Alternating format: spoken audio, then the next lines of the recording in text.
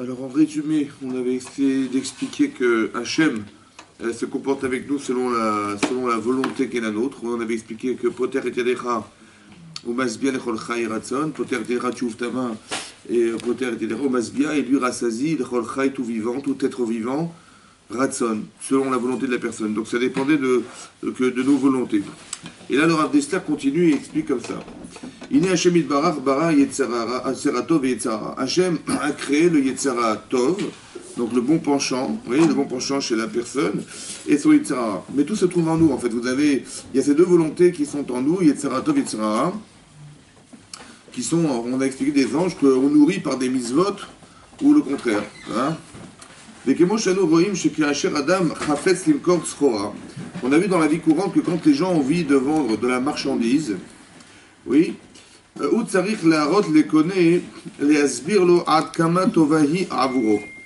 qu'est-ce que fait le vendeur? Il a besoin de montrer, la connaît pour l'acheteur, et lui faire comprendre combien cette marchandise elle est bonne pour lui.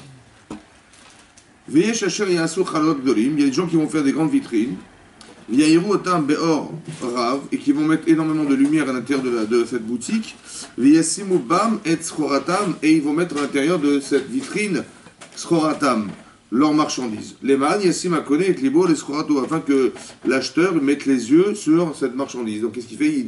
Il met tout il met de l'avantage dans sa boutique, et il éclaire, et il met beaucoup de décoration de façon à ce que la personne qui va vouloir acheter va désirer acheter. Et de même les deux créatures, donc on parle du Yetzara Tov et Yetzara, et Yetzara et Yetzara, Hachem Yitbarach Natan Lishneem Efsharut Lishtadel, il a donné à Kadosh Baruch Hu la possibilité à ces deux-là, Ishtadut, donc les Ishtadel, de faire des efforts, mais la Shpia, et d'influencer Al Libot Bene Adam, le cœur des hommes. Donc qu'est-ce qu'a fait le Hachem? Il a donné la possibilité à chacun, au Yetzara Tov et Yetzara, il a chacun sa boutique, vous comprenez, chacun sa boutique, et chacun, il essaie d'avantager, de pousser les gens à acheter sa marchandise. Mais il a donné des kochot, des fortes à chacun d'entre eux, Veshnem, Marim, le Adam, Kama Onev et Kama Osher, et chacun va démontrer, donc le Yetzara Tov et le Yetzara, combien la personne a gagné d'être heureuse dans ce qu'on lui propose et de tirer du profit, d'intérêt et du plaisir, si on va suivre leur chemin. Le Yetzara Tov, il a sa boutique, et le Yetzara, il a sa boutique. Chacun, il va essayer de tirer le plus de clients possible. A Yetzara Tov, Marie la dame Kamahu Oneg. Donc le Yetzara Tov, il va essayer de montrer à l'homme Kamahu Oneg, combien il est grand le Oneg, le plaisir. Il va offrir le bonheur. Yargish Adam Beasmo, que l'homme ressentira par lui-même, Beadou, Sheu Olech Bederech Haemet Ve'atzedek. Ouais, lorsqu'il ira dans le chemin de la vérité et le chemin de la justice, comment il va gagner? Veirelo et Chaya Agdolim, il va montrer la vie des grands de la Torah, Agdoshim, des gens saints, Vechachamim, des sages de la Torah. Donc lui montrer, c'est important qu'on puisse voir des gens pareils, parce que ça va alimenter chez nous le désir de ressembler à ces gens. Ouais, des tzadikim. Oui, et donc on a des photos à la maison, on va toujours en Israël voir les Gdolim, voilà, c'est ça qui nous intéresse, on s'intéresse aux Shiurim, et donc ça c'est la boutique du Yetzara Tov. Et combien est grand le bonheur que la personne va vivre dans ce monde-ci, ou Michol Sheken et a fortiori dans le monde à venir. Voilà, ça c'est la boutique du Yetzara Tov. Par contre, Yetzara, arrête Sarir Od Yoter, il a besoin de plus encore, l'Iyafot Esroarot, d'embellir sa marchandise. Qui a un sheker bépiv, parce que le Yetzara, il a du mensonge dans sa bouche. Donc on sait que derrière c'est un mensonge, mais c'est comment il va essayer de nous attirer vers le mensonge. Ouais, mais sa marchandise ne vaut rien. Ouais, on sait bien qu'elle est éphémère, qu'elle n'a de sens que dans ce monde. D'accord? Donc comment il va réussir à nous vendre quelque chose qui est éphémère, oui, et qui est du sheker, et qui est mensonger. Alors, tout celui qui va prendre de ses mains, il va hériter de quelque chose qui est mauvais de par essence. Donc il est obligé, le Yetzara, il est obligé de lui montrer dans la vie de tous les jours ce qu'il a gagné dans la vie de tous les jours. Velomar et lui dire, allô, tirer, et ploni. Vas-y, va voir un type, un tel, voilà, celui-là. Voilà.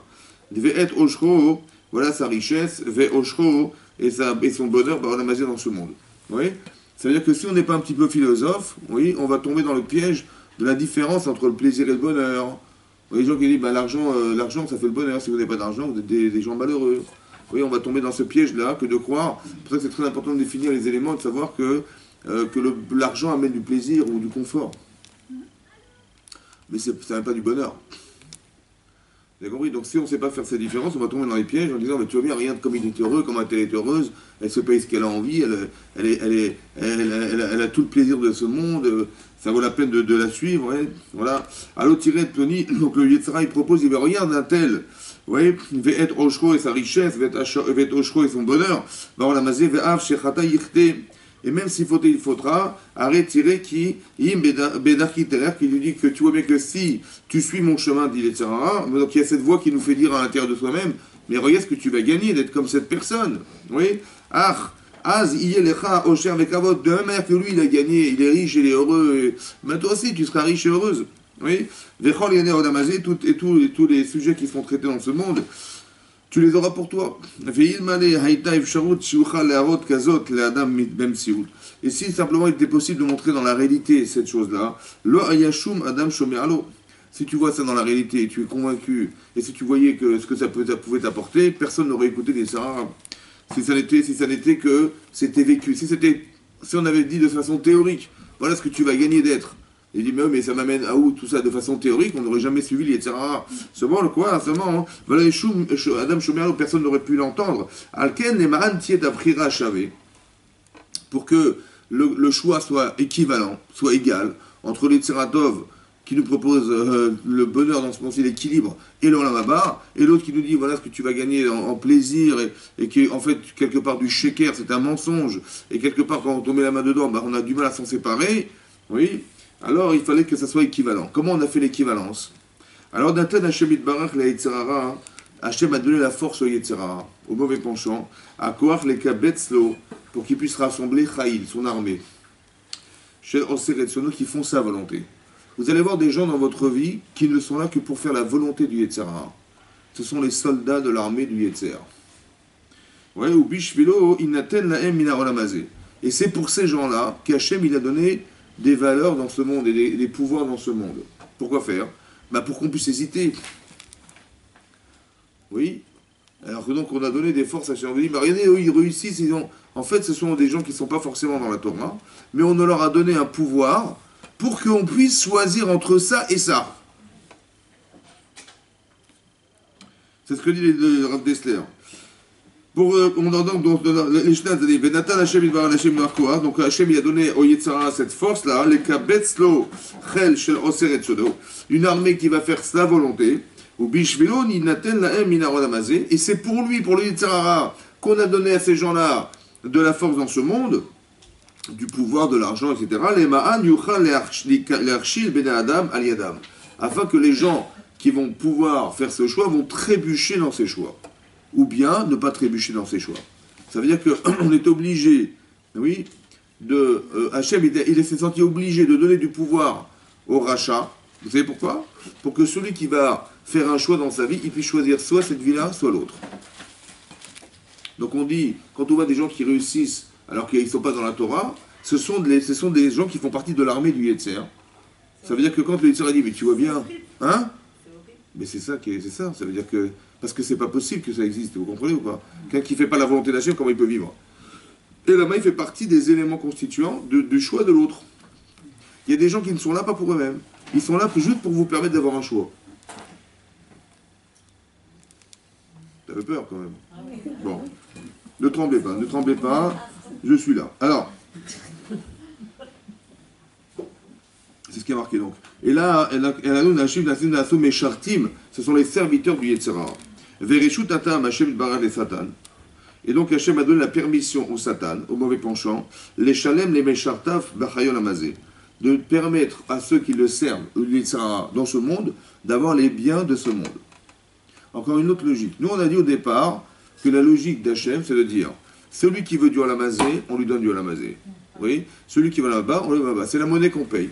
Là, il y a une autre dimension, c'est de dire qu'il y a des gens qui vont avoir cette volonté, mais qui vont en avoir de sens que pour alimenter la faculté qu'a l'Yetzirah de nous faire pencher dans des situations qui sont peut-être plaisantes extérieurement, ouais, et qui vont nous faire douter. Vous comprenez? C'est ça que ça veut dire. C'est juste qu'on puisse choisir. Qui est basé, ve'ach basé, car par cela, et seulement par cela, yuchal les fatot les acherim. C'est la seule et unique manière de séduire les gens.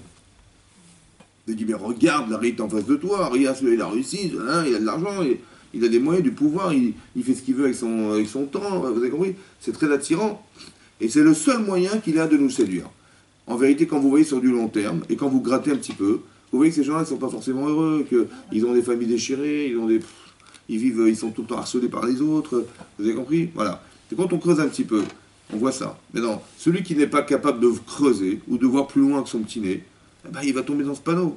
C'est pour ça que c'est très important de cultiver chez nous la capacité à réfléchir. Vous voyez que depuis le jeune âge, on apprend aux gens à réfléchir, et pas simplement à se contenter de voir. On n'est pas que dans l'image, malheureusement, oui. On est aussi dans la capacité à réfléchir. C'est pour ça que la Torah, quand elle préconise de raconter la Haggadah de Pessah, elle dit, il faut que tu dises aux oreilles de tes enfants. Pourquoi? Il faut dire à ses enfants. Parce que quand on dit à ses enfants, c'est eux qui vont mettre en image. Quand vous réfléchissez, oui, parce que votre cerveau, il fonctionne à partir d'images, lorsque vous avez compris, c'est que vous avez vu. Vous voyez. Quand vous comprenez, c'est que vous voyez. Parce que si vous ne comprenez pas, je vous dis, bah, je ne vois pas ce que tu veux dire. Donc c'est-à-dire que votre cerveau, il fonctionne en termes d'image, il est capable de mettre en image un discours intellectuel, et lorsque ça n'est pas compris, alors on va donner un machal. Ça veut dire, on va donner des exemples. Mais pourquoi faire? Pour illustrer l'idée théorique. C'est pour ça que Shlomo HaMelech, il a écrit Michelet. Michelet, c'est les proverbes. Parce qu'il a tellement été très profondément dans la pensée, qu'il a été obligé de mettre ça en image par des idées, des idéaux, par des machalim, des paraboles, pour qu'on arrive à conceptualiser l'idée. Vous comprenez? C'est ça le machal. Mais pourquoi il est obligé de faire ça? Parce que le cerveau fonctionne à partir d'images. Quand vous voyez, quand vous comprenez, vous voyez. Et si vous ne comprenez pas, je dis non, je ne vois pas. Alors je vais éclairer ton idée. Mais c'est ça que ça veut dire. Mais quand c'est qui est-ce qui met en image? C'est vous. Quand vous entendez quelque chose, vous êtes capable de penser, de mettre en image. Mais lorsque vous voyez l'image, vous voyez le résultat de la pensée. Donc vous n'avez pas besoin de réfléchir. Parce que ce que vous voyez, c'est peut-être même plus élaboré que ce que vous auriez pu penser vous-même. Alors, comme si on voulait nous empêcher de réfléchir. Vous avez compris que ce que vous voyez n'est que le résultat de ce que vous auriez dû imaginer par vous-même. Mais la différence, c'est que là, c'est vous qui réfléchissez, c'est vous qui décidez de penser, c'est vous qui décidez de voir, alors que là, on vous impose de voir. C'est pas pareil. Quand vous avez vu, vous dites, ouais, j'ai compris. Pourquoi? Parce que vous avez vu. Mais pourquoi vous avez compris? Parce que le résultat de ce que vous auriez dû penser, on vous a montré. Vous n'avez pas besoin de penser, vous l'avez vu, donc vous croyez que vous avez compris. Non, vous avez vu. C'est pas pareil. Donc le Sarah, qu'est-ce qu'il fait? Il me dit, regarde, tu vois ça, mais regarde, c'est magnifique. On voudrait vous faire voir des choses sans nous faire réfléchir. Et donc la personne, si elle n'est pas habituée à réfléchir ou à analyser ce qu'elle voit, eh bien, manifestement, elle est tributaire de ce qu'elle a vu. Donc au fur et à mesure, il n'y a plus de réflexion, il n'y a que de la vision. Ben, les gens, ils tombent dans le panneau de voir. Ça, c'est l'Yetzer. Mais pour que les choses se fassent et que ce soit attirant, ben, il fallait créer des gens comme ça. Le rachat, on va lui donner du pouvoir. Ce que dit le Rav Dessler, c'est que vous allez voir des riches qui ont une vie fantastique, ils ont des moyens, et tout leur réussit, mais c'est dans le but de quoi faire? De permettre à la personne de faire un choix. C'est cette vie-là ou cette vie-là que tu veux, laquelle tu veux choisir? Donc on donne du pouvoir, oui, parce que normalement, ça n'aurait pas dû fonctionner. Parce qu'Hachem ne peut pas donner de la tzlacha, de la réussite à quelqu'un qui est contre lui. Vous avez compris pourquoi? Parce que logiquement, il n'y a pas de conduit entre les deux. Le Rav Dessler, se serait contredit sinon. D'un côté, il dit, on te donne selon l'ouverture que tu as vis-à-vis d'Hachem. Si tu as une ouverture grande, ben on te donne. Si tu as une ouverture fermée, on ne peut pas te donner. Parce que tu ne veux pas. Donc normalement, le rachat, il aurait dû ne rien recevoir. Oui ou non? Mais là, ici, on voit l'inverse. On voit Rachat Vetovlo, il a tout ce qu'il veut. En fait, dorénavant, vous avez compris, il fait partie d'une armée, en fait. L'armée de celui qui va vous permettre de faire des choix dans vos vies. Il y a des gens qui ont des moyens et qui ont des sourimes. Pourquoi ils ont des souffrances? Oui. Parce qu'ils sont rattrapables. Et des gens ne sont pas rattrapables. Parce qu'ils ont décidé de ne pas se rattraper. C'est-à-dire que psychologiquement, ils sont dans l'incapacité mentale à accepter que plus Hachem existe ou ils vont pouvoir se remettre en question. Et alors, lorsque les gens arrivent à cet entêtement, à ce seuil d'entêtement, alors ils font plus partie d'un circuit et donc ils font forcément utiliser pour autre chose. Il faut les aider, ces gens-là. Hein? On peut les aider, ces Bien gens-là. sûr, bien sûr. Encore faut-il qu'ils soient capables d'accepter. Qui c'est qui les aide le plus?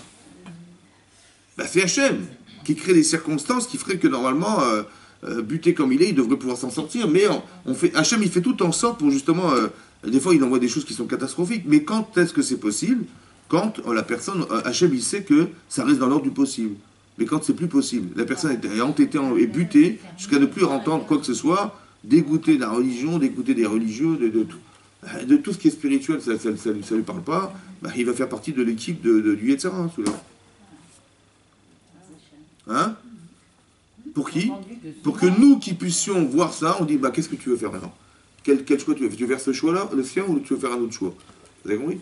Mais pour nourrir des choix, oui, il faut faire des choix dans sa vie. C'est-à-dire qu'il faut au départ, pour faire un choix dans sa vie, il faut déjà nourrir des choix. Il faut que vous ayez déjà choisi quelque chose. Il y a des gens, vous savez quoi, quand ils vous disent non, non, non, ils vous disent non, non, laisse-moi réfléchir. Je dis non, laisse-moi réfléchir. Ça veut dire quoi, non? Ben non, ça veut dire qu'ils ont déjà choisi. Vous avez compris? Je dis non, non, non, laisse-moi réfléchir. Pourquoi tu dois réfléchir? Parce que pourquoi non, tu veux réfléchir? Parce qu'on a déjà choisi, vous comprenez? C'est ça le problème. Mais non, Parfois, il y a de la distance. Comment? Il y a de la distance entre la réflexion et l'action. Oui, j'ai compris. Laisse-moi le temps de réfléchir. J'ai compris. Mais c'est déjà une chose. Mais quand je dis non, quand je dis non. Je dis non, bah, ça va réfléchir. Ça veut dire quoi non? Ça va arrêter. Moi j'ai déjà choisi, mais attends, bon, bah, je vais voir, je vais remettre en question ce que tu m'as dit, peut-être ça va m'aider. Mais non, ça veut dire que j'ai choisi. Vous comprenez? Quand la personne vous dit non, c'est qu'elle a déjà choisi le contraire. Après, il dit, bon, bah attends, j'entends ce que tu dis, laisse-moi réfléchir. Peut-être que tu vas réussir à argumenter pour me faire basculer de l'autre côté, peut-être. Mais pour l'instant, c'est pas ça. C'est ça que ça veut dire. Quel est le pire, celui qui est dans la rébellion, qui dit non, je ne veux pas, voilà, qui cherche toujours des prétextes, ou alors celui justement qui dit rien, qui fait rien, mais qui dit rien. Ça ne... Bah, qui dit rien ou qui fait rien. Ça veut dire qu'il n'est pas dans la Torah, ouais. Mais... Je pense que celui qui ne dit rien, il est pire. Il est pire parce qu'il est même plus sensible. Celui qui dit non, comment? Bah, le pire, c'est de ne pas sentir. La personne le rachat, il peut s'en sortir. Parce qu'il sait qu'il est en porte-à-faux, il sait qu'il est en rébellion, il sait qu'il a les deux, mais il est dérangé par l'intérêt qu'il a de rester dans sa position. Mais il est encore sensible. Mais celui qui est insensible, il ne répond pas, il est mort. Bah oui, c'est-à-dire qu'il n'y a pas de sensibilité. On a expliqué que la tahara, la pureté, c'est la capacité d'être sensible aux choses. L'impureté, c'est l'indifférence et l'insensibilité. C'est ça ce que quand on détermine des notions dans la Torah, il faut savoir ce que ça veut dire. Quand on dit par exemple les Israël, ils étaient au 49e degré de Touma. Ça veut dire quoi? C'est quoi ces degrés-là? C'est quoi? On dit, ah, les pauvres, ils étaient au 49e degré de Touma, il fallait absolument sortir d'Égypte, ils étaient dans... C'est quoi la Touma? C'est quoi l'impureté? C'est quoi l'impureté? Oui. Alors je vais expliquer que l'impureté, en fait, c'est un degré psychologique, en fait. Ça veut dire que l'impureté, c'est l'effet que peut avoir la faute sur soi, ou alors le fait de toujours ressasser des choses qui sont négatives sur nous-mêmes. Et en fait, on tombe en fait dans une déchéance morale où on se dit on est foutu. C'est ça. Quand on perd d'espoir, c'est qu'on est dans des degrés de Touma. Pourquoi la Touma? Parce qu'on a dit que la Touma, l'impureté dans la Torah, c'est l'état de ce qui ne vit plus. Quelqu'un qui décède, il devient tamé. Quelqu'un qui dort, il devient tamé. Il devient impur. Donc c'est quoi la Touma finalement? C'est l'état de quelqu'un qui n'a pas d'objectif, qui n'a pas de conscience, qui ne réagit pas, oui, etc. Donc ça peut s'exprimer par la mort, ou bien parce que la personne, elle n'est plus sensible. Quand vous lui dites, mais fais ça, il dit, pourquoi? Et à quoi ça sert? Non, j'ai pas envie, vous avez compris? C'est-à-dire qu'il est tamé, c'est-à-dire que la Touma, c'est que vous le pincez, vous lui dites, mais c'est important que tu le fasses, et le type, il ne se sent pas dans l'obligation de le faire. Et donc ça s'appelle ou alors la personne est indifférente à la souffrance qu'elle organise autour d'elle. Eh bien, c'est-à-dire qu'il est tamé. Oui, ou alors, l'entêtement, ça peut être l'expression de la Touma. Parce qu'il a tellement envie de garder ses intérêts à lui, qu'il n'arrive pas à voir ce qu'il organise autour de lui à cause de ça. Donc il y a une partie de lui qui existe et l'autre qui n'existe plus. C'est ça la Touma, vous comprenez? Quand c'est qu'il y a une partie obscure dans sa vie où il n'arrive plus à se rendre compte que c'est grave. Oui. Ben ça s'appelle tamé, c'est ça tamé. Donc plus la personne est entêtée, et plus elle a du mal comment dire, à accepter l'idée parce que l'intérêt qu'elle a est plus fort que ce qu'on lui propose.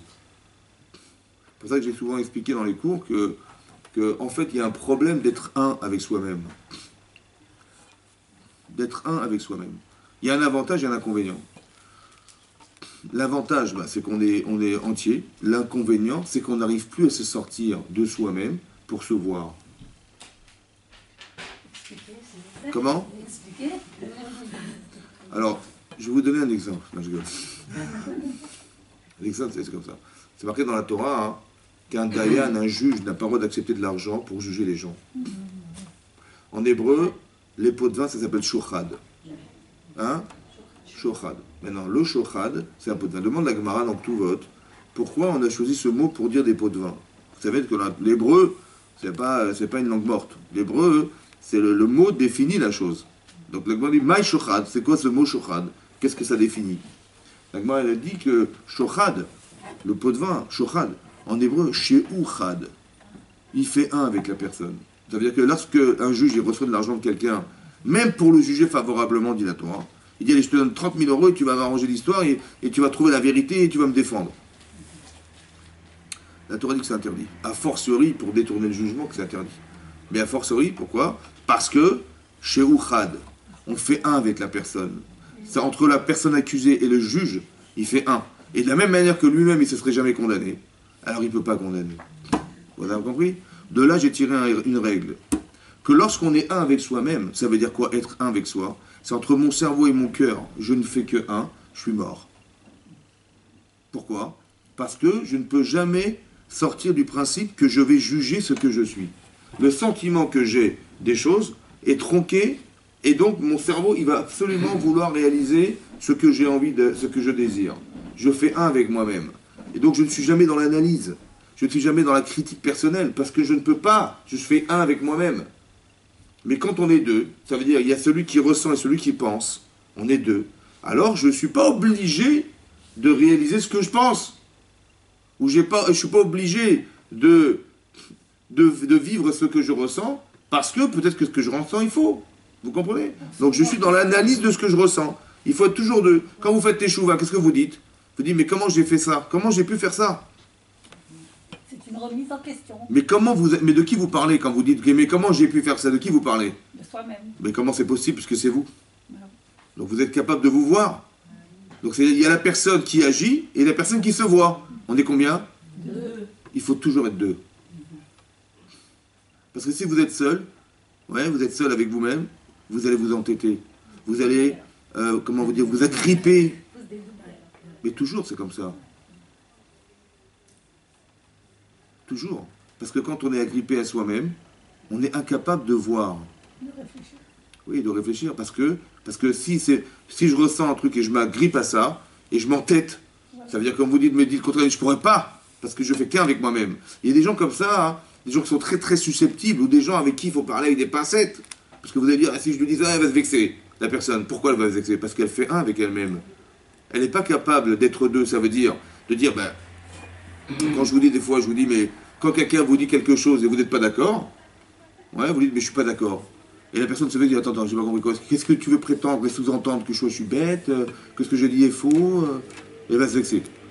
Bon, parce que la personne confond entre ce qu'elle dit et ce qu'elle est. Mais non, c'est pas grave. Si, j'ai pas dit que t'étais bête, j'ai dit que ce que tu dis n'est pas intelligent. Mais tu peux devenir intelligente.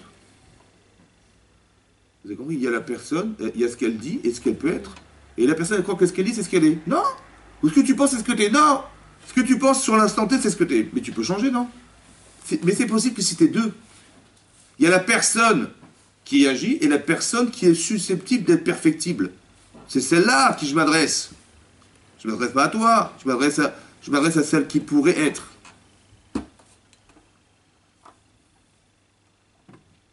Vous avez compris? Comme Hachem, quand il dit à Caïn, il s'est énervé, Caïn, parce qu'on lui a refusé son korban. Oui? Vaï Haraf. Il s'est mis en colère.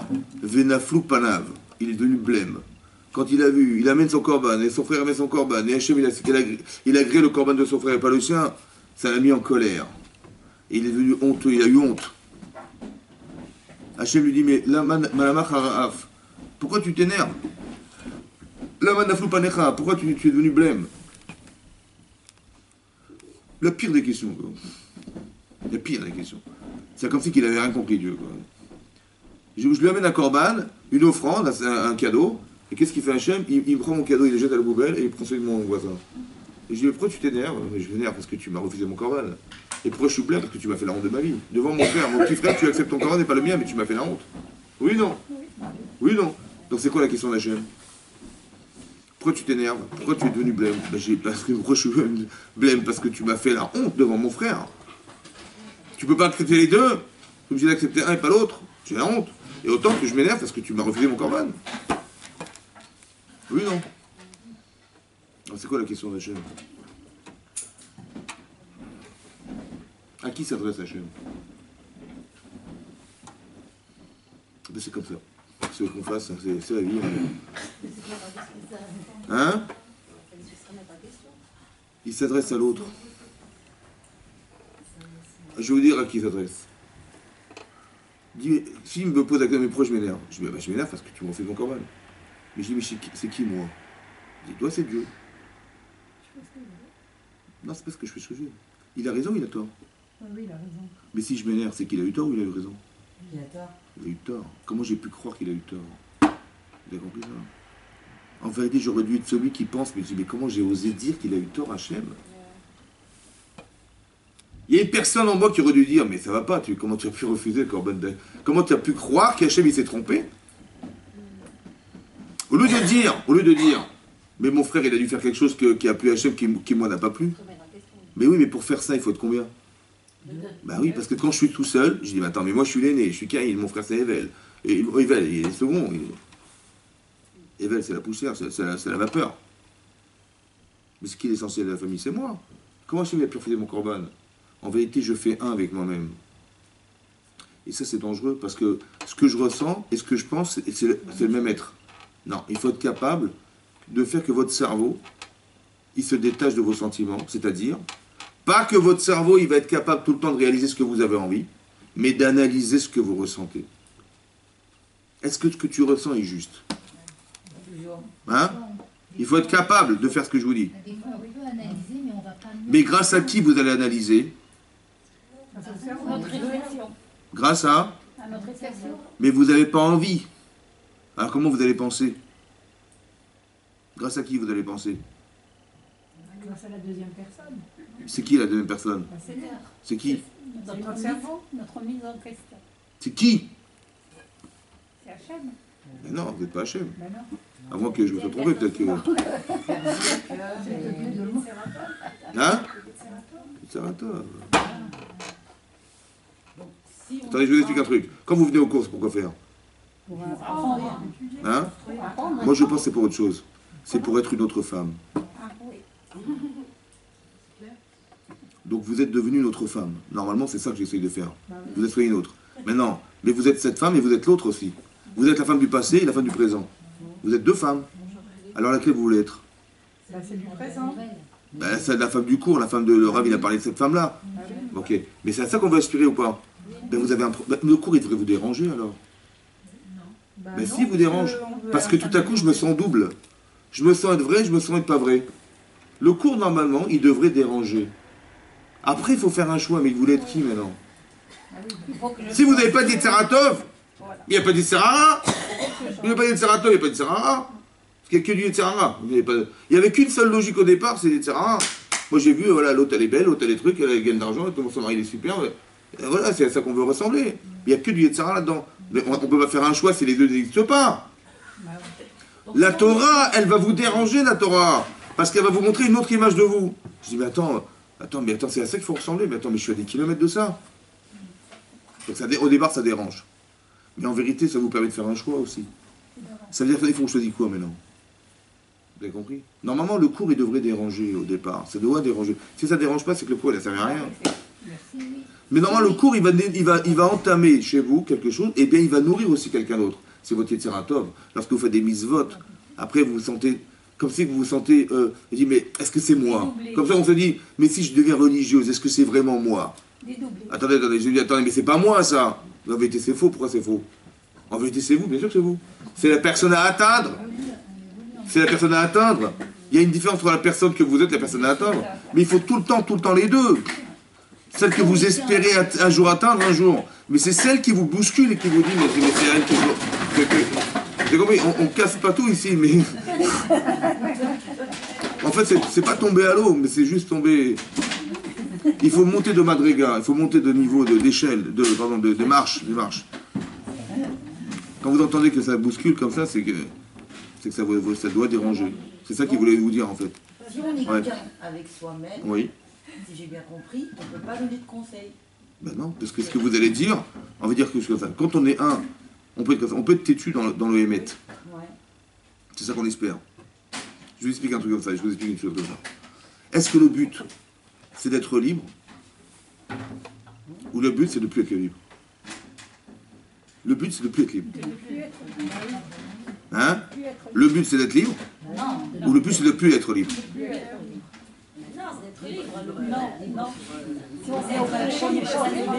Le but, c'est d'être libre ou ne plus être libre?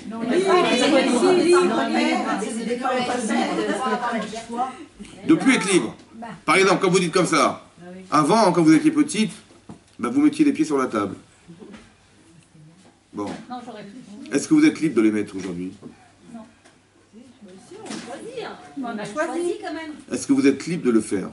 Vous allez chez vos beaux-parents, votre belle-mère, elle a fait une super table, et vous enlevez vos bottes, et vous mettez vos pieds, ça vous détend, et vous mettez vos pieds avec vos bottes rouées là-bas, et vous mettez comme ça, et les gens ils rentrent. Est-ce que vous êtes libre de le faire? On peut le faire, mais est-ce qu'on va le faire? Est-ce que vous êtes libre de le faire? Non, parce que ça ne se fait pas. Mais c'est à cause de quoi? À cause de quoi?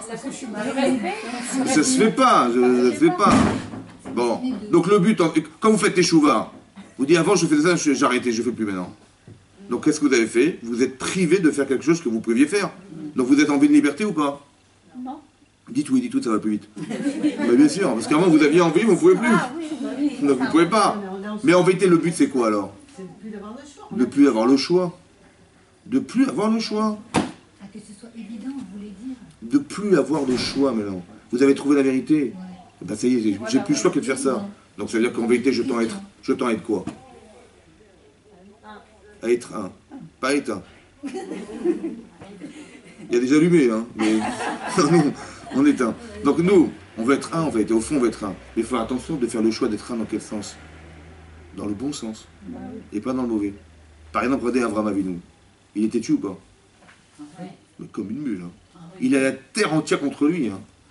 Il est Echad dans le Hémet. C'est ça le but. Mais l'inverse, on peut être Echad dans l'inverse. On peut être un à l'inverse. Mais c'est ça qui est très dangereux. Mais avant d'arriver au Echad dans le Hémet, il faut être deux. Exactement. C'est ça que j'explique. Avraham Avinu, il ne sait pas où il va. C'est qui Dieu, c'est le soleil, c'est le truc. Il cherche. Mais quand il a trouvé, il est Echad. Il est sûr et certain de ses choix. Mais le but, c'est de ne plus avoir de doute. Donc ça veut dire qu'on devrait souvent être capable de se refuser à être libre, de faire un choix, parce que le faux choix, j'en veux plus, moi.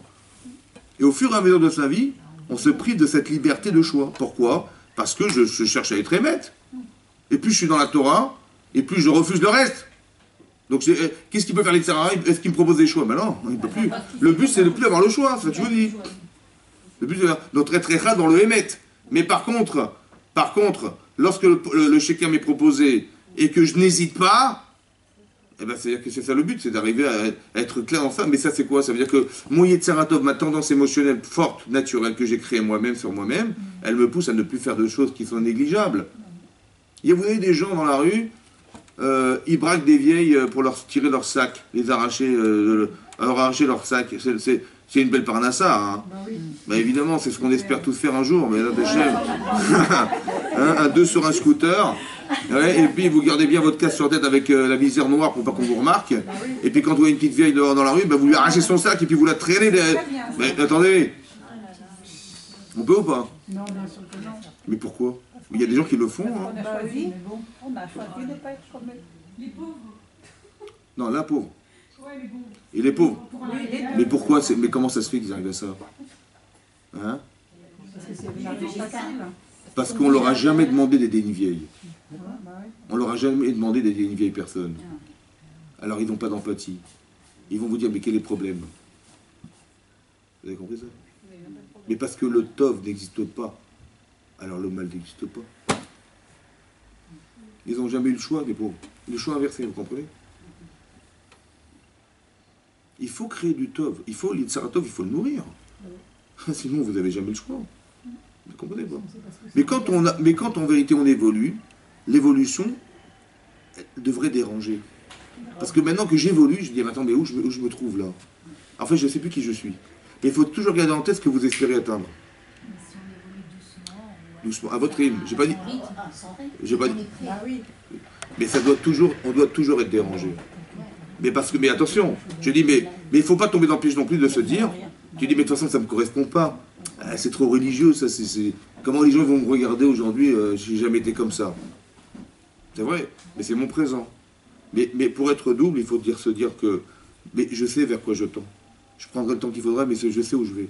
Ça va? Donc dès l'instant où je me donne un objectif qui est clair, et le temps que ça me prendra pour l'atteindre, je ne suis pas contredit par moi-même, parce que c'est l'espoir d'atteindre quelque chose. Je suis pas dans, c'est pas ma réalité. Je dis, mais comment tu vas te voir? Mais c'est pas toi. Je n'ai pas dit le contraire.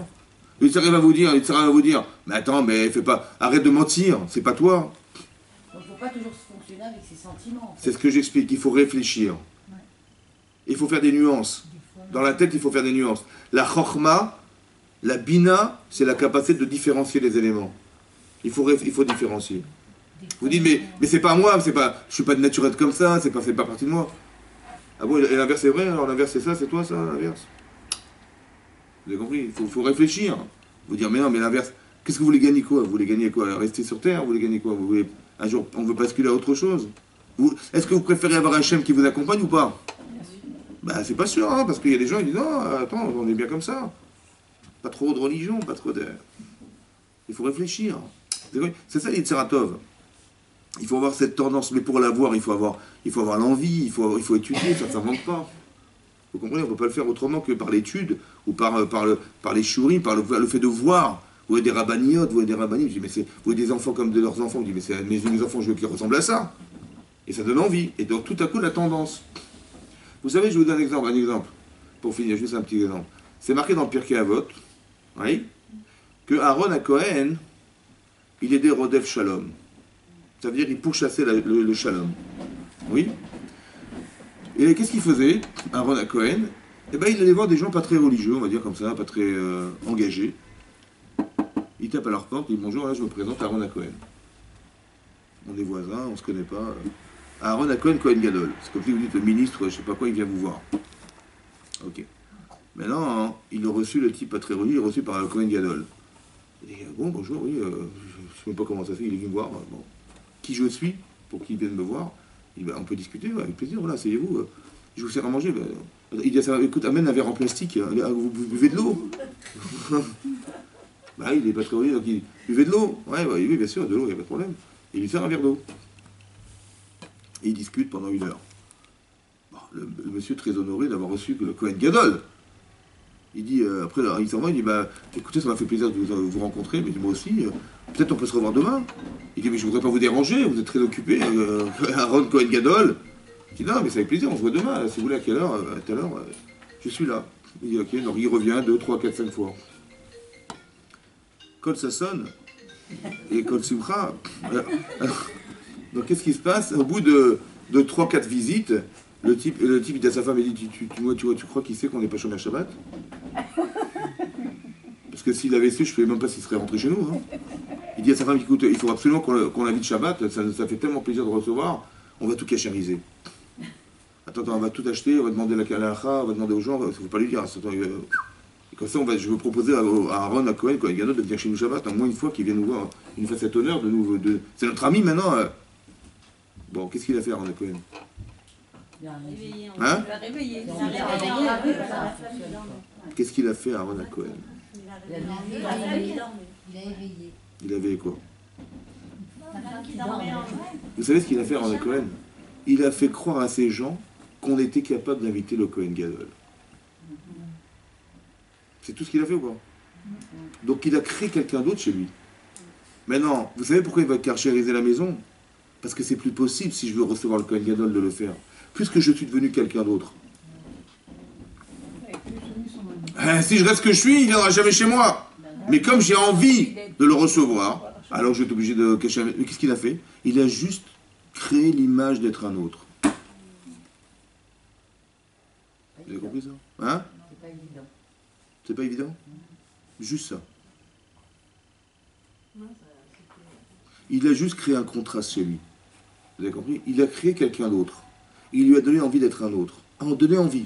Il n'est pas un tzaddik, ce monsieur, il n'est pas un tzaddik, il n'étudie pas le Torah toute la journée, mais il est devenu simplement capable de pouvoir penser qu'il est quelqu'un d'autre. Si tu peux être quelqu'un d'autre, j'ai gagné. Parce que j'ai créé le contraste. Mais non, tu es gêné d'être l'autre. Alors tu vas changer. Juste par plaisir d'être le premier. Vous avez compris? Vous avez compris ça? On n'a pas besoin de faire des reproches. On a juste besoin de donner envie d'être un autre. Et maintenant que tu es l'autre, bah tu dis, bah, je peux pas être le premier, c'est pas possible. Parce que l'autre comme j'étais, j'en veux plus. Vous avez compris ce que je veux dire? C'est juste ça qu'il faut faire. C'est créer le contraste. Ça veut dire, mais qu'est-ce qu'il a fait Aaron Cohen? Il lui a montré qu'avec son Yitzaratov, on peut être quelqu'un d'autre. On peut être capable de recevoir Aaron Cohen à la maison. Ben, cette satisfaction personnelle, elle fait partie de lui ou pas? Mais oui, elle fait partie de l'autre partie de lui. De l'autre partie de lui. Celle qui est capable de vivre son judaïsme de façon théorique et de façon pratique. C'est lui qu'on veut développer. C'est ce Yetzeratov qu'on veut développer. Mais pour que ça puisse se faire, il faut les deux. Il faut qu'on voit dans la rue quelque chose qui est contraire. Moi, je dis souvent comme ça, pour vous expliquer un petit peu le travail à faire. Il y a combien de juifs dans le monde? Combien? 15 millions. Il y a combien d'habitants sur la Terre? Ouf. 2 milliards. Combien? Ça va être 10 milliards. Non, c'est un peu gros. C'est un peu trop d'argent. 7 milliards. Non, si vous divisez 15 millions par 7 milliards, ça fait 2 millièmes. 0,002%. 7 milliards. 15 millions divisé par 7 milliards, bah vous enlevez 6 zéros, ouais, ça veut dire qu'il restera 7000 divisé par 15, ça fait ça. D'accord? Mais non! Est-ce qu'on vous a demandé d'être juive? On vous a demandé d'être juive. Non. Pourquoi? Parce que vous l'êtes déjà. Non? Ben, votre maman elle est juive, donc vous êtes juive. Ah d'accord, alors. Donc qu'est-ce qu'on vous a demandé alors? Hein? On vous a demandé de le devenir. Ah oui. Quand vous voyez des gens qui ont une petite chaîne avec un haï, ils font pas les mitzvot, vous dites mais moi j'ai la Emouna Tachem, ça me suffit. Parce qu'en vérité, pourquoi tu fais les mitzvot? Pour la Emouna? Pour la confiance en Dieu? Mais je l'ai. Tu vois, c'est pas besoin de casser la tête. Haï. Tu vois, le torse bien fourni là, avec la Magen David là, il se balade dans la rue, il est fier des juifs. Mais il fait rien, il fait aucune mitzvah, ni Shabbat, ni zéro. Il dit pourquoi? La Emouna. Je montre, je nargue tout le monde et je suis juif. Maintenant, qu'est-ce qu'il montre en fait qu'il est juif? Mais t'as pas besoin de montrer, on le sait. Ta maman est juive, il n'y a pas de problème. On t'a pas demandé d'être juif, hein. On t'a demandé de le devenir. On t'a demandé de respecter Hachem et la Torah. Ça va? Et c'est autre chose ça déjà. Parce qu'il faut fermer la boutique Shabbat. Tu fermes ou pas? Pardon? Non mais j'ai la Emouna, hein. Que Dieu va me faire gagner Shabbat. Vous avez compris le problème? On t'a pas demandé d'être juif. On t'a demandé de devenir. Mais pour le devenir, il faut avoir envie de devenir. Pourquoi j'ai pas envie? Parce que moi, il me dit, mais regarde les types, ils ouvrent tous Shabbat, ils ont tous milliardaires. Et toi, tu veux pas faire comme eux? Si tu veux vraiment gagner ta vie, ben, il faut voir boutique Shabbat, comment tu veux faire autrement? Vous avez compris, ça? Avec le temps, ils vont... Comment? Avec le temps, ils vont changer. Ben oui, mais c'est ça. C'est les gens que l'on a vus gagner leur vie. Pourquoi vous croyez, Mina Shamaïm, que les types, ils gagnent leur vie Shabbat? Essentiellement le Shabbat, c'est pas normal. Pourquoi pas le mercredi? Mais qui c'est qui a fait ça? Qui c'est qui a fait ça? Mais pour faire? Parce que vous savez pourquoi? Parce que pour que le Shabbat devienne éternel chez nous, il faut que, pour l'éternité, je refuse de voir ça. Donc c'est Hachem qui donne l'argent au Shabbat, qui donne l'argent. Il fait partie, le Rav Dessler, il dit, il fait partie de l'armée du Yetzer Arafat. Parce que s'il n'y avait pas ça, Si on vous dit, voilà, les gens qui travaillent Shabbat, ils sont tous ruinés. Je dis, bah, on va faire Shabbat, évidemment. Ouais, c'est le contraire. Donc pour que vous puissiez faire Shabbat, pas parce que vous l'avez vu, que vous avez été obligé de faire Shabbat, parce que sinon vous êtes devenir des pauvres. Pourquoi Hachem ne fait pas des miracles? Pourquoi faire? C'est trop facile après. C'est pas de prendre de facile, c'est que vous n'avez plus le choix. Vous n'avez plus le choix, mesdames. Donc Hachem ici fait des miracles. Plus on voit des miracles, plus on est nul. Parce que pour qu'Hachem il se révèle, on est obligé qu'il se dévoile. Donc ça veut dire que nous on est des nuls. Mais non, c'est l'inverse. Il faut que moins il fait des miracles, et plus c'est démonstrateur que nous on a compris, nous on a vu. Mais en vérité, je vais vous dire un truc comme ça. Quand Hachem vous fait un miracle, il s'impose à vous. Alors vous êtes obligé d'accepter Hachem parce que sinon, qu'est-ce qui va se passer? Vous comprenez ou pas? Ça vous donne envie ou pas? Non. Mais quand vous avez choisi, vous avez pris Hachem, et lui, il a, dans sa transparence, il a fait exactement quand vous avez pensé. Oh, il m'a respecté. Ah là, je m'attache à lui. Quand vous avez fait un choix, vous allez vous attacher. Mais quand vous oblige à faire un choix, même un miracle, c'est un choix imposé. Alors vous allez dire, bon, ben, je veux bien, mais j'ai pas le choix. Pour construire le Mishkan, il fallait faire des dons. Avec quoi? Il y a marqué Kol Ish, Asher, Idevenu Libo. Idevenu, Nedava, c'est un don. Deux, mais pas de quoi. Il faut donner avec son cœur, pas quoi. Avec quoi il faut donner alors? Khazak ou Baruch. Ça me fait plaisir. La question c'est la norme. Il y a marqué il faut donner avec son cœur et pas avec quoi d'autre. Il y a marqué il faut que des hommes donnent avec leur cœur. Bah évidemment avec quoi d'autre? Et pas avec quoi? Il y a deux façons de donner. Soit avec. Soit avec. Mais non, je donne de l'argent. Mais... avec la tête. Quand je dis, tiens c'est l'anniversaire de ma femme, faut que j'oublie. Hein. Ah ouais, faut que j'oublie. Bah oui, évidemment. Donc je vais donner. Attends, j'ai peur d'oublier, donc... Mais qu'est-ce que je ressens? Bah pas grand-chose, mais bon, comme j'ai peur d'oublier, je fais un petit nœud, comme ça, j'ai sûr de ne pas oublier. On veut pas que tu donnes avec le nœud, tu donnes avec ton cœur. Tu l'appelles au moins. Hein? Tu l'appelles, bien sûr, tu l'appelles, évidemment. Ouais, voilà. La balayette. Vous avez raison, mais ça veut dire quoi, ça? Parce qu'Hachem, qu'est-ce qu'il veut? Qu'on donne avec sa tête ou avec son cœur? Avec son cœur. Pourquoi? Avec les deux, on doit ressentir. Quand vous dites comme ça, Hachem il a dit on va construire Mishkan, est-ce qu'on peut refuser? Non. Donc vous allez dire bah oui mais j'ai pas le choix. Donc je dis bah oui bien sûr je donne. Mais Hachem il ne réside pas dans ce que tu sens par obligation. Pourquoi? Parce que dans mon cœur il y a quoi? Zéro. Hachem il réside dans l'espace que vous lui laissez dans votre cœur. Écoutez-moi bien, la Shekhina elle réside dans l'espace que vous lui donnez. Si vous lui donnez quelque chose, il y a quelque chose. Si vous donnez rien, il n'y a rien. Vous avez compris ça? C'est ça le Mishkan. Quand il croit que Dieu a besoin qu'on lui fabrique une maison. Non, il n'y a pas besoin. Il a besoin que vous lui laissiez un espace. C'est ça l'amour. Donc si vous dites, bah oui, bah, je suis obligé. Mais c'est qui donne l'espace? C'est votre cerveau. Vous dites, mais j'ai pas le choix. Mais votre cœur, qu'est-ce qu'il ressent? Ben, mon cœur, moi, j'aurais rien donné du tout. Hein. Mais qu'est-ce que je vais faire? Ça se fait pas. Je ne vais pas ne pas donner. Vous comprenez pas? Mais c'est-à-dire qu'il n'y a rien dans votre cœur. Mais Hachem, il réside dans le cœur. Pourquoi dans le cœur? Pourquoi dans le cœur? Parce que le Yetzer Tov, il est dans votre cœur, il n'est pas ailleurs. Donc c'est lui que vous allez alimenter, c'est lui qui vous alimente. C'est ça qu'il faut comprendre. C'est pour ça que ça soit émotionnellement touchant. Si j'ai pas de reconnaissance du bien qu'on me fait, ben je rends rien.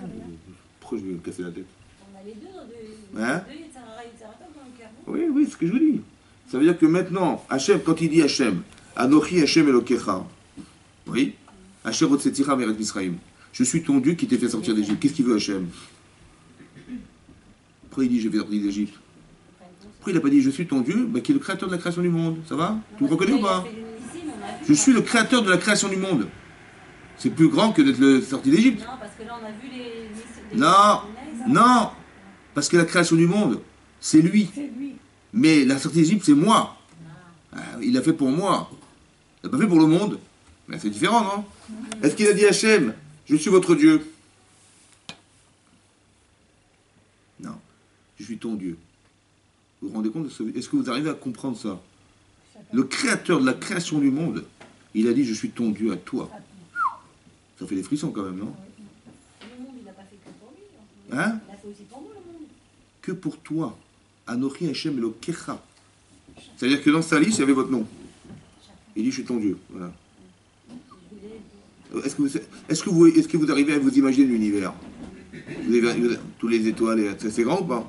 Ah oui, non. Mais Hachem, c'est ce qu'il a créé, ça. Mais qu'est-ce qu'il est lui alors? Et lui, il a dit, je suis ton Dieu. Il aurait pu dire autrement. Hein. Il aurait pu dire, je vous ai fait sortir d'Égypte, et bien dorénavant, vous serez mes serviteurs. Il aurait pu dire ça ou pas? Et c'est ce qu'il a dit? Non. Mais vous imaginez ce que ça veut dire ou pas, ça? Il n'a pas dit, vous êtes mes serviteurs dorénavant. Je suis ton Dieu. C'est énorme, énorme. En vérité, qu'est-ce qu'il veut faire? Il veut créer un lien émotionnel. Parce qu'il n'y a que là que ça réside. C'est ça la Shekhina. En couple, c'est pareil. Quand je suis heureux en couple, ben c'est l'expression de la Shekhina. Et quand je suis frustré en couple, c'est la Shekhina, elle est partie. Ben oui. Shekhina Benehem, ça veut dire quoi Shekhina Benehem? Ben, c'est le ressenti quand vous vous sentez bien dans votre couple. Quand vous n'avez qu'une idée, c'est rentrer à la maison, voir vos enfants votre mari, ben, c'est la Shekhina, elle est là. Et s'il dit, attends, j'attends qu'elle dorme, je ne sais pas qu'elle saoule la tête. Là. Je vais rentrer discrètement dans mon lit sans qu'elle entende. Et le matin, je me réveille avant qu'elle se réveille. Mais il n'y a pas de Shekhina. Le Mishkan, c'est la famille. Le Mishkan, c'est la maison. Le Mishkan, c'est... Qu'est-ce qu'on a voulu, le Mishkan? Il n'y a pas de Mishkan. Mishkan, c'est ce que vous avez créé. D'accord? Où est-ce que vous donnez le plus? Sincèrement, hein? Sincèrement. Ben, c'est dans votre quatre murs de votre maison. Mais c'est ça la chute, c'est ça la Mishkan. Non? Ben, évidemment, mais c'est ça, ouais. Mais c'est là qu'Hachem y réside. Vous avez compris? C'est là. Sincèrement, il réside que là. Dans l'esprit d'être capable de donner pour son mari tout ce que j'ai pour mon mari, pour ma femme, c'est tout ce que je suis, c'est Vekrouli. Vous prendrez pour moi. C'est pas comme ça qu'on parle. On dit pas Vekrouli, Terouma. Vous prendrez pour moi. Parce que ça, vous dites à votre mari, tiens, tu peux prendre pour moi le sucre? Non, tu me donnes du sucre. Mais prendre pour soi, prendre pour lui, c'est prendre. C'est pas donner, c'est prendre. Vous avez compris? Voilà, je te donne. Mais tu donnes avec quoi?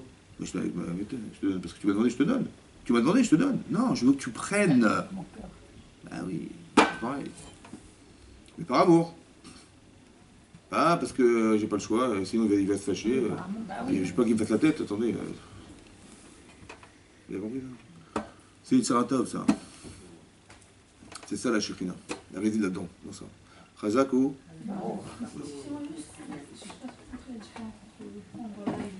Le prendre et le donner. Quand vous donnez, vous donnez. Donc vous avez pris de votre poche et vous avez donné. Après, il est marqué prendre pour dire donner. Ikrouli terouma, vous prendrez pour moi d'un prélèvement. Ça veut dire quoi prendre pour lui un prélèvement? Donner un prélèvement. Alors je dis la différence entre donner et prendre, c'est que quand vous donnez, avec quoi vous donnez? Ben, quand vous donnez, parce qu'on vous a dit donner, ben, vous donnez. Avec votre cœur. Mais est-ce que vous avez pris de vous? Non, j'ai donné.